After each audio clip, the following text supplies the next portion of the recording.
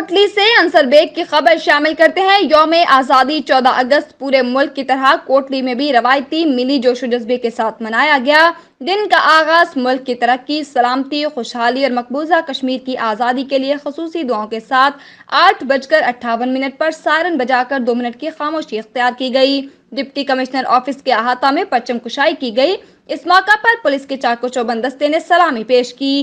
یوم آزادی کے موقع پر بلدیہ ہال میں رنگا رنگ تقریب کا انعقاد ہوا، جس میں deputy commissioner Kotli Sardar Umar Azam Khan, S S P Kotli Raja Akmal, administrator بلدیہ سردار زاہد، اسسٹنٹ ایڈوکیٹ جنرل سردار مظہر، ایڈوکیٹ انجمن تاجران کے صدر ملک ایوب، متحدہ ایکشن کمیٹی کے صدر لیاقت مغل، ایڈوکیٹ نوید ویلفیئر فاؤنڈیشن کے چیئرمین کرامت حیدری کے علاوہ میڈیا نمائندگان، اسکول اساتذہ نے شرکت کی۔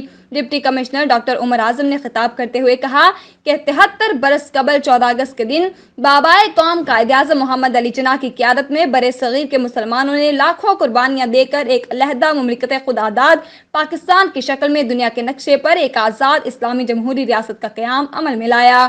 اس موقع پر ایک شاندار ریلی بھی نکالی گئی، جس نے پورے بازار کا چکر لگایا اور ریلی میں چھوٹے بچوں نے بھرپور شرکت کی۔